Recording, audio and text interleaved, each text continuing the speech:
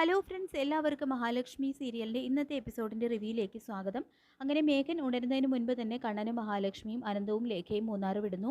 മദ്യത്തിൻ്റെ കെട്ടിറങ്ങുന്ന മേഘനാണെങ്കിൽ താൻ കണ്ണനെയും മഹാലക്ഷ്മിയും കണ്ടതായിട്ട് തോന്നുന്നുണ്ടെങ്കിലും അത് സത്യമാണോ വെറും തോന്നലാണോ എന്നുള്ളൊരു ആശയക്കുഴപ്പത്തിലാണ്.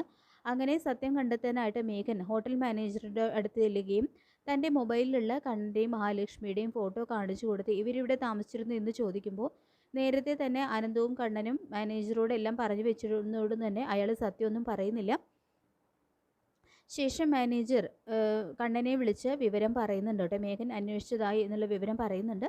പിന്നീട് ഉണ്ണിയാണെങ്കിൽ ദുർഗയുടെ അടുത്ത് വന്നിട്ട് പറയുന്നുണ്ട്, മേഘേട്ടൻ ഇപ്പോൾ വിളിച്ചിരുന്നു എന്നും കണ്ണേട്ടനെയും ഏട്ടത്തെയും മൂന്നാറിൽ വെച്ച് കണ്ടു, അവർ കൈകോർത്ത് പിടിച്ച് നടക്കുന്നതെല്ലാം മേഘേട്ടൻ കണ്ടു എന്ന് പറയുമ്പോൾ അതൊന്നും സത്യമായിരിക്കില്ല, കുറച്ച് കള്ളകത്ത് എന്നാൽ അവൻ്റെ സ്വഭാവം നിനക്കറിയാലോ, അതൊന്നും ഒരിക്കലും നടക്കാൻ പോകുന്ന കാര്യങ്ങളല്ല എന്നെല്ലാം പറഞ്ഞുകൊണ്ട് ദുർഗ അത് തള്ളിക്കളയാണ് കേട്ടോ ചെയ്യുന്നത്.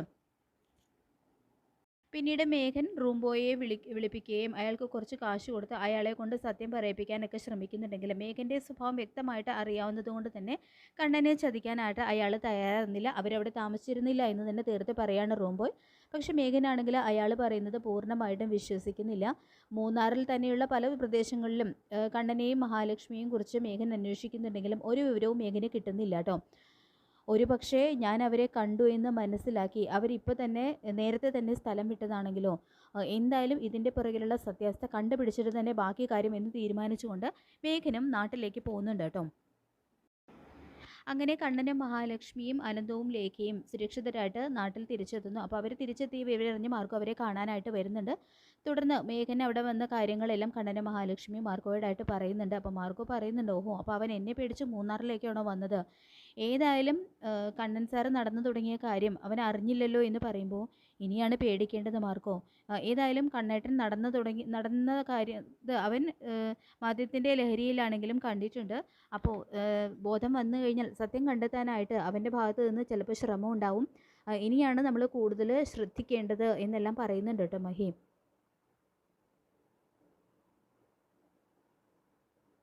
മേഘൻ ഇനി ചിലപ്പോൾ കരുണയുടെ അച്ഛനോടും കണ്ണേട്ടൻ്റെ അമ്മയോടും ഒക്കെ ഇത് പറയാനായിട്ടുള്ള സാധ്യതയുണ്ട്. അതുകൊണ്ട് ഇനിയാണ് കൂടുതൽ സൂക്ഷിക്കേണ്ടതെന്നും മഹി പറയുന്നുണ്ട്. തുടർന്ന് കണ്ണൻ പറയുന്നുണ്ട്, കാലിന് സ്വാധീനം തിരിച്ചു കിട്ടിയതിന് ശേഷം എൻ്റെ ഓരോ ആഗ്രഹങ്ങളായിട്ട് ഇപ്പോൾ സാധിച്ചുകൊണ്ടിരിക്കുകയാണ്. ഇപ്പോൾ മൂന്നാർക്ക് പോയി ട്രിപ്പൊക്കെ അടിച്ചു പൊളിച്ചു, ഇനി ഇയാളെയും ബൈക്കിലിരുത്തി ഒന്ന് ചുറ്റണമെന്നുണ്ട് എന്ന് പറയുമ്പോൾ ബൈക്ക് ഓടിക്കാത്ത ആൾ അതിന് ശ്രമിക്കാത്തതാണ് നല്ലത് എന്ന് പറയുമ്പോൾ കണ്ണൻ സാറിന് അങ്ങനെ ഒരു ആഗ്രഹം ഉണ്ടെങ്കിൽ അത് തീർച്ചയായിട്ടും സാധിക്കണം. നമുക്ക് ഗ്രൗണ്ടിൽ പോയി ബൈക്ക് ഓടിച്ചൊന്ന് പ്രാക്ടീസ് ചെയ്താൽ മതി, പിന്നെ ഒരു പ്രശ്നവും ഇല്ല എന്ന് പറയുന്നുണ്ട് കേട്ടോ മാർക്കോ. അങ്ങനെ കണ്ണൻ മാർക്കോയുടെ ബൈക്കുമായിട്ട് ഗ്രൗണ്ടിലെത്തി അവിടെ ഒന്ന് ഓടിച്ച് പ്രാക്ടീസൊക്കെ ചെയ്യുന്നുണ്ട്. അപ്പോൾ കണ്ണൻ ബൈക്ക് ഓടിക്കുന്നത് കാണുമ്പോൾ മാർക്കോ പറയുന്നുണ്ട്, ഇനി സാറിന് ധൈര്യമായിട്ട് മഹാലക്ഷ്മിയോടൊപ്പം ബൈക്കിൽ ചുറ്റാം, സാറ് നല്ല അസലായിട്ട് തന്നെ ബൈക്ക് ഓടിക്കുന്നുണ്ട് പറയുന്നുണ്ട് കേട്ടോ മാർക്കോ. പിന്നീട് കണ്ണൻ മഹാലക്ഷ്മിയെ ബൈക്കിലിരുത്തി പുറപ്പെടാനായിട്ട് തുടങ്ങുന്നു. അപ്പോൾ കാറിൽ ഞങ്ങൾ പിന്തുടരണോ എന്ന് അനന്ത് ചോദിക്കുമ്പോൾ അതൊന്നും വേണ്ടടാ, ഞങ്ങൾ സേഫായിട്ട് തിരിച്ചെത്തുമെന്ന് പറയുന്നുണ്ട് കേട്ടോ കണ്ണൻ. പിന്നീട് മേഘൻ സത്യം കണ്ടുപിടിക്കാനായിട്ട് ഹോസ്പിറ്റലിൽ കിടക്കുന്ന ആ ഗുണ്ടയെ കാണാനായിട്ട് എത്തുന്നു.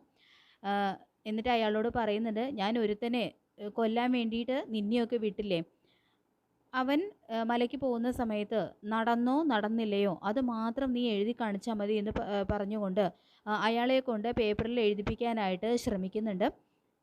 പക്ഷേ മാർക്കോയുടെ ഒരു ഭീഷണി നിലനിൽക്കുന്നത് കൊണ്ട് തന്നെ, കാരണം മേഘനോട് എന്തെങ്കിലും തുറന്നു പറഞ്ഞാൽ അയാളുടെ ജീവൻ തന്നെ വെച്ചേക്കില്ല എന്ന് മാർക്കോ മുമ്പ് തന്നെ പറഞ്ഞിട്ടുള്ളത് കൊണ്ട് തന്നെ അയാൾ നടന്നില്ല എന്നാണ് കേട്ടോ എഴുതി കാണിക്കുന്നത്. അപ്പോൾ അത് കാണുന്ന മേഘനാണെങ്കിൽ ഓ ആശ്വാസം, അപ്പോൾ ഞാൻ മൂന്നാറിൽ വെച്ച് കണ്ടത് എൻ്റെ വെറും തോന്നലാണെന്ന് തന്നെ ഉറപ്പിച്ച് സന്തോഷിക്കുകയാണ് കേട്ടോ ചെയ്യുന്നത്.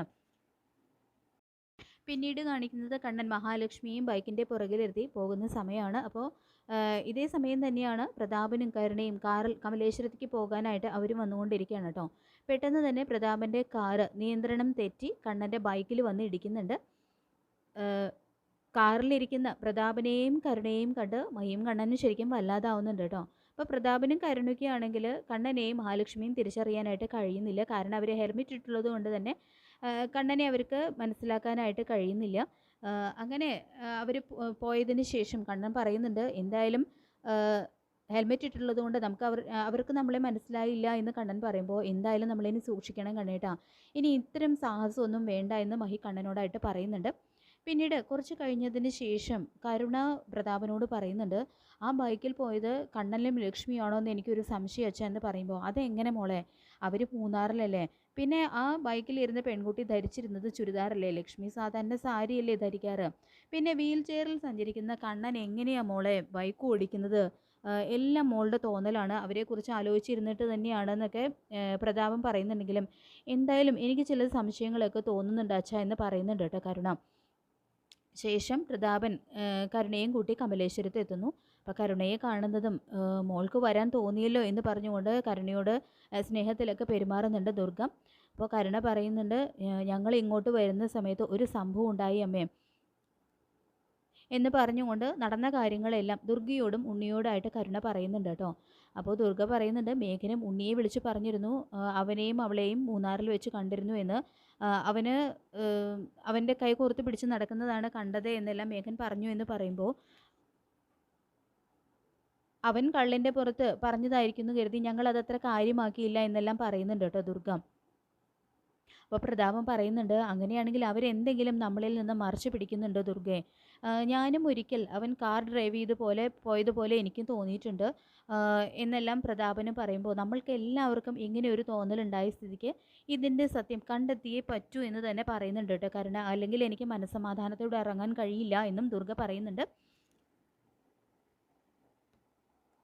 തുടർന്ന് പ്രതാപൻ ചോദിക്കുന്നുണ്ട്, അതിപ്പോൾ നമ്മളെ എങ്ങനെ കണ്ടുപിടിക്കാനാ മോളെ എന്ന് ചോദിക്കുമ്പോൾ, അതിനൊരു വഴിയുണ്ട്, അവരുടെ മുറിയിൽ അവരറിയാതെ ഒരു ക്യാമറ സ്ഥാപിക്കണം എന്ന് പറയുമ്പോൾ, പക്ഷേ അതൊക്കെ മോശമല്ലേ മോനെ എന്ന് ചോദിക്കുന്നുണ്ട് കേട്ടോ ദുർഗ.